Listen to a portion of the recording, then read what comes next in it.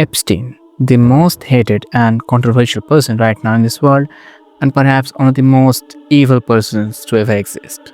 His connections go as far as you can imagine, and his malice is literally the embodiment of Satan himself. But one thing is for sure, there is one thing that you cannot deny no matter how much you hate him, and it is that he was a genius. He was a genius when it came to connecting, dealing with people. That's what kept him alive and safe for years. That's what made him so much money and so much power. Be it a billionaire or a celebrity, everybody literally wanted to be with him. They emailed him, they sent him requests just to be with him and on his island. By the way, if you're thinking that I'm biased, I'm trying to glorify him, then please, I'm not. What I'm trying to explain is what made him so special. What was that thing that people wanted to be with him? They wanted him so badly. I mean, think, he did not send all the requests, and even if they did, they would not be returning back. But everybody that ever interacted with him always wanted to be back. Why? What was that one thing that Epstein understood that made him so much power, so much wealth, and he had so powerful connection? What was that one weakness in men that he could exploit? And that's very important. We must know about this, because if that weakness is within us, then things like this may happen again. This video is more of a psychological analysis than a geopolitical or a biography. So if you are watching this video until now, then please do a like and subscribe. As a small creator, it is so much needed and appreciated. So let's start the video. Do you know what is the biggest similarity between a rich and a poor? Well, it is the fact that they have two less to be excited, to be happy about. They can't be happy, they are too sad, dull all the time. I know it sounds weird, perhaps hard to understand. Well, let me explain. A poor is very sad, very dull, very boring, because he does not have things to be excited about. He can't afford to. Everything he is around is so normal, not so exciting, and he can afford new things to be happy about, because we are not happy by owning things but by getting things. I mean, let me give you an example. Think of the phone you're holding right now. How happy you were when that phone arrived. I mean, you were so much excited. You could not sleep at night. You were looking for this phone over and over again on the internet, on the YouTube. But the moment the phone arrived, the moment you took it out and held in your hand, all that excitement is gone. I mean, look at your phone. It is still in your hand. And think how much happy you were when it was not with you. How excited you were to get this. But you're not happy anymore. All that charm is gone. Because you did not want the phone. You were not happy about the phone, but the idea of getting it.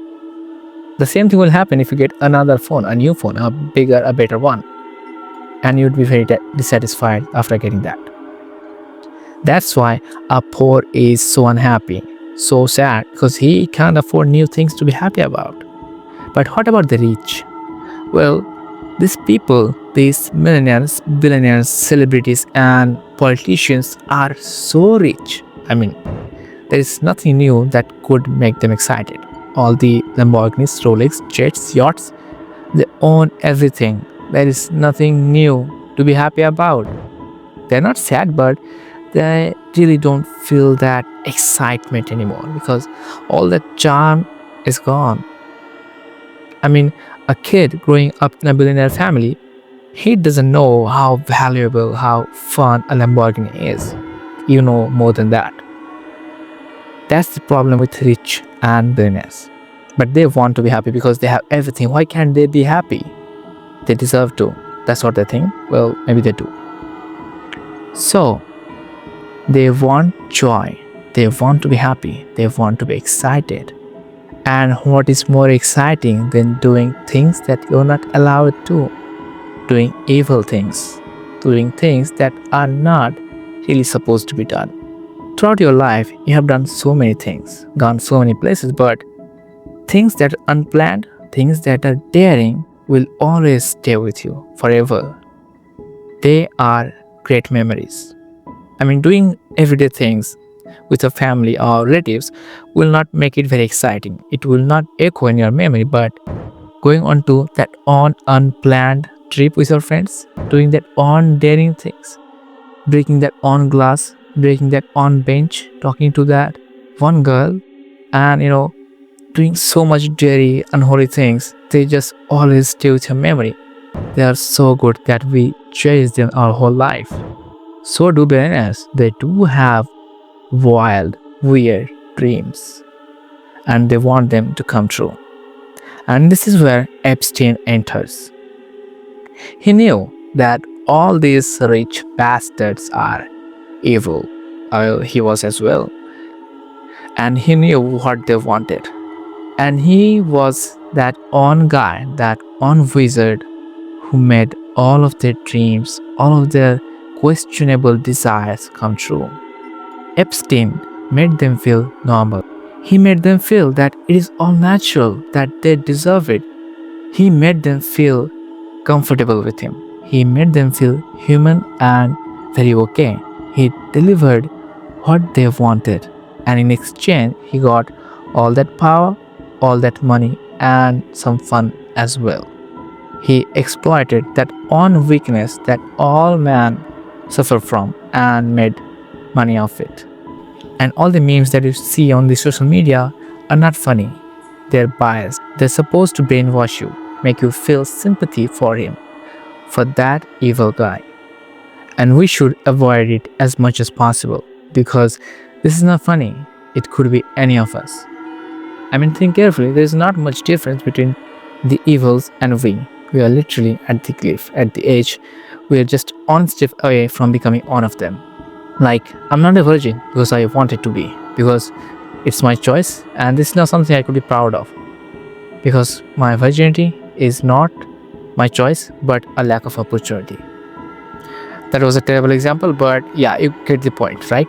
We are only good maybe because we did not have the opportunity to be evil. And that's why some men go to war. Because in war, there are no rules. There is absolute freedom. You can literally do anything. You can kill, massacre, rape, and there are no consequences. Because in reality, war is not a solution to any problem. It's just a business. It's just rich millionaires making money. War is the most profitable business ever because war is never a solution to any problem. Surely there will always be problem between two nations because resources are finite, but human desire is not. But a war is not a solution. You can't just kill each other. If there is a problem, then discuss it. Try to solve it. That's why we have agencies, government. What are you doing, huh? But there is war. Why? Because war is just a business.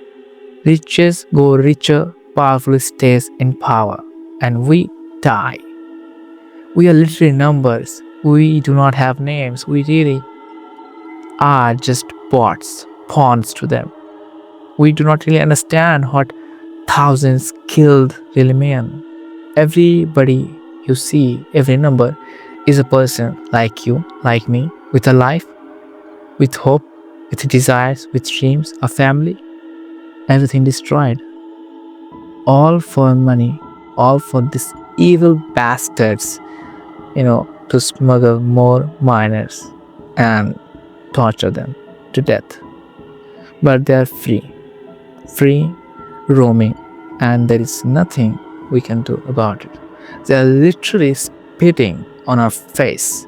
And there is only one way we could solve this problem, fix this corrupted, evil world, and it is through education. Yeah, education, it's that simple.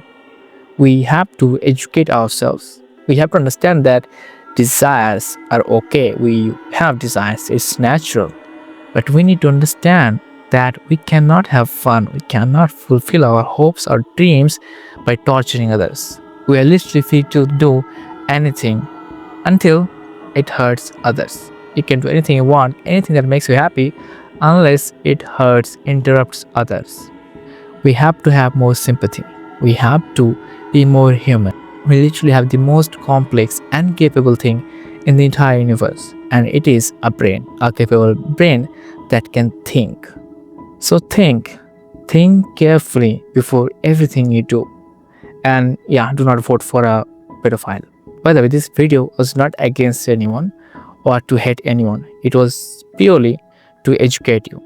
By the way, if I have made any mistakes, missed any points, or you have any suggestions, please do let me know in the comments. I'm still learning and growing. Thank you for watching.